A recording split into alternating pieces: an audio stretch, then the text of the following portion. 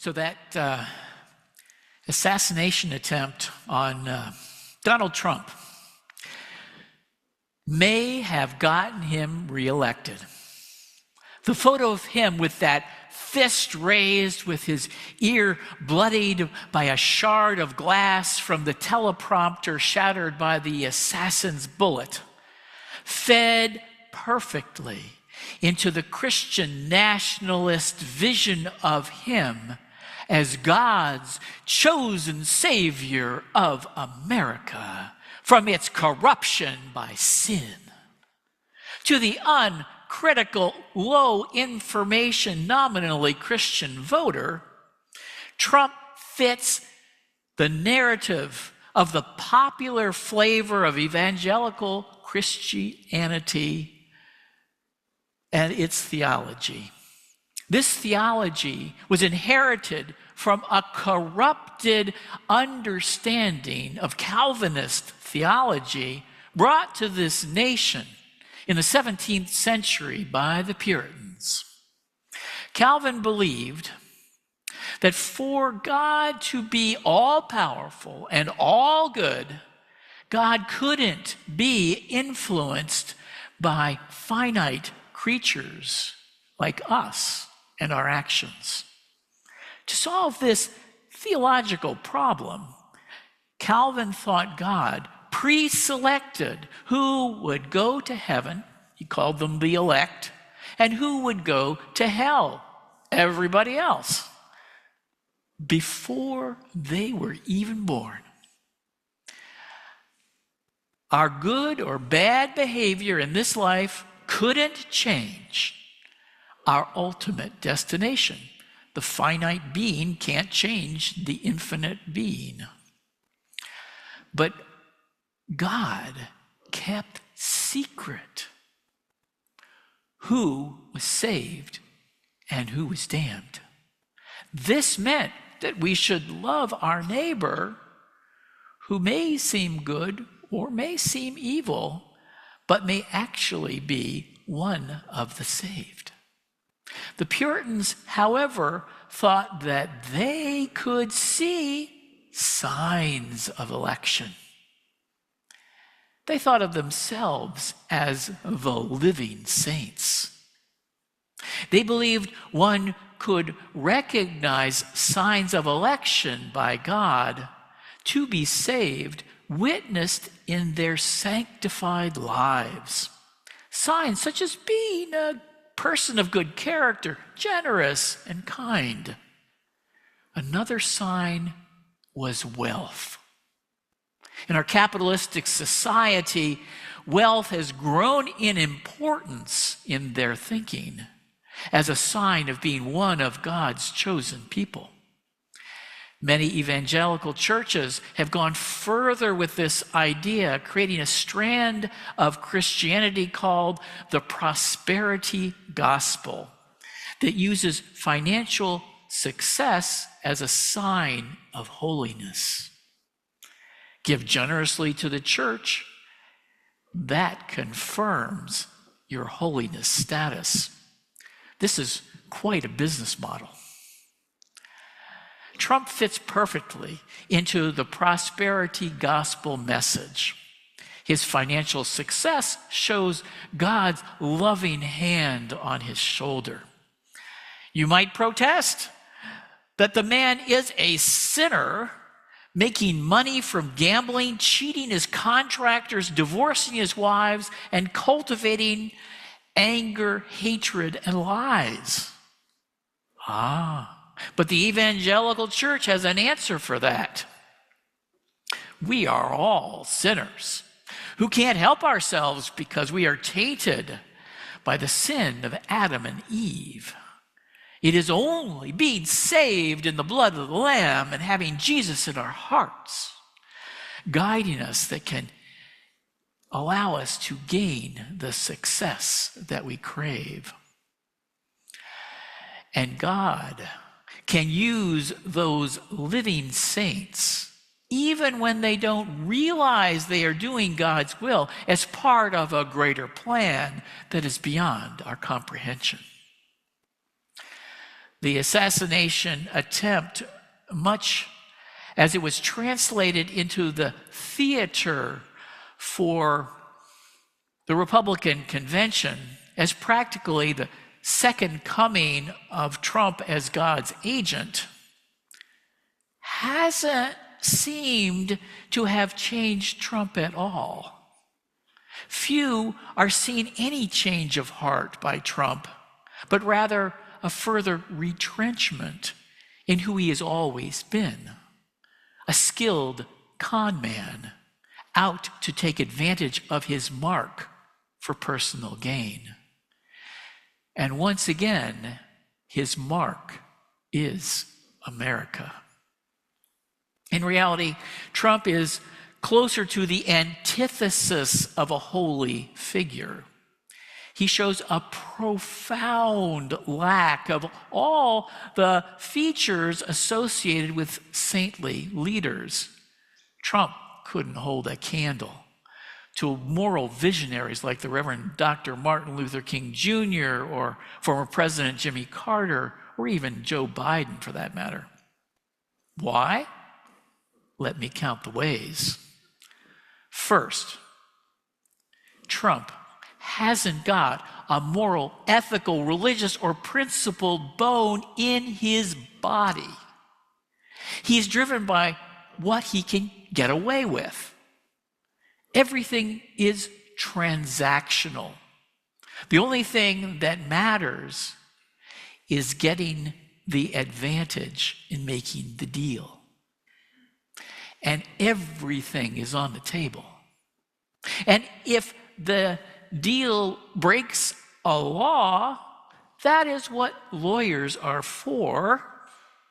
The law is for chumps who can't afford to bend the law to their will, the will of the rich and powerful who he believes laws should be written to protect.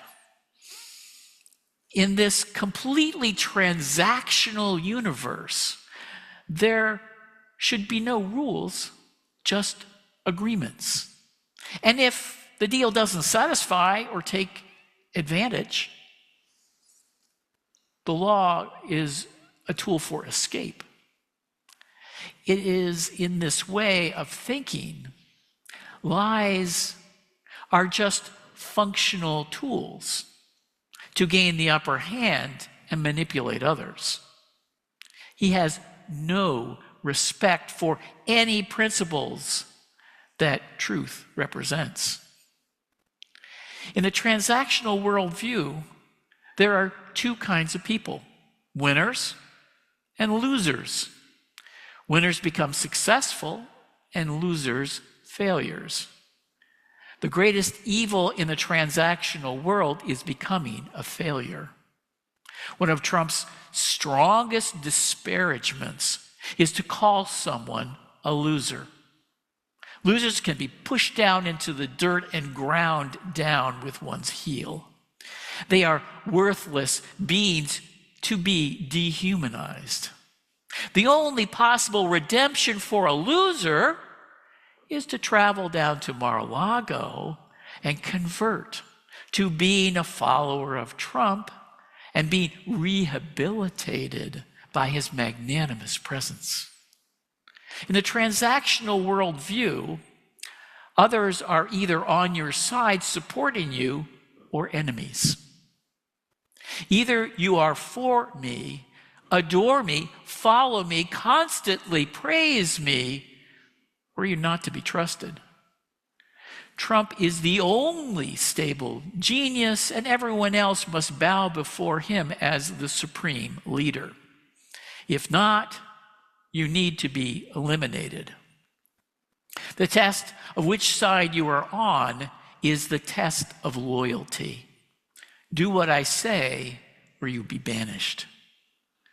Trump extends his personal identity to the nation, claiming to be the arbiter of what is America and American. Thus, America should get the same adoration and deference he expects for himself. There is no appreciation for the Constitution as a source of checks and balances. Trump already knows what America wants and needs as it aligns with what he wants and needs. Finally, in the transactional universe, without higher values or purpose for a guide, only one person can possibly steer the ship: Trump. Narcissism is the highest calling in the transactional universe. The ego, the personality, the self-made empire, the adoration, the submission, everything that is meaningful has Trump at the center. There is no higher value than Trump, the greatest human being to have ever lived. Christ was a loser. He died on the cross. Trump will dominate the American empire for the rest of his life, and his dynasty will rule and worship him after he is gone. Well, Proverbs chapter 16, verse 18 might have something to say about that. Selfish pride comes before disaster, and arrogance before a fall. Most religious traditions would agree that the self is not the highest value to which we can aspire. Clearly, Unitarian Universalists do not want to live in Trump's framework for reality. Rather than valueless transactional relationships, UUs are committed to principles and purposes that guide us, that transcend any individual. Our new articulation of values in Article 2 puts love at the center rather than a person or even an abstract ideal. Compassion guides our striving to find balance between everyone's needs and desires that allows everyone to thrive. That balance honors the inherent worth and dignity of every person and the well-being of the planet and each other's health. The only way to do that justly is to care for all beings. Unitarian Universalists care about people all over the world, not just Americans. We know our government policies have created huge problems outside this nation. The immigration problems we experience at our borders are shaped by the destructive foreign policies and interventions practiced over many years, particularly in South and Latin America. And we know the disruptions that will come with climate change will create huge movements of people. Sea level rise, deforestation, changes in where our food can be grown, destruction by massive storms, fires, droughts, and floods will force people to leave home. Unitarian Universalists believes we must take advantage of scientific understanding and predictions to prevent these catastrophes if possible. And we must stop treating the water, air, and land as a toxic waste dump. I'm expecting the next 4 years to be very difficult, as so many bad things are positioned to start happening no matter who is sitting in the White House. The likelihood of a compassionate response to all these calamities by this incoming administration is quite low. They would rather circle the wagons at our borders than be world citizens striving to solve common global problems. My hope for this congregation during those 4 years is that we will organize with other Unitarian Universalist congregations around the nation and here locally partner with religious organizations here in New York and beyond, and work with nonprofit organizations to put our values in action. There is great meaning and satisfaction for us to be part of the resistance to injustice and cruelty. There is great meaning and satisfaction getting accountably involved, motivated by kindness and love for the marginalized and the oppressed.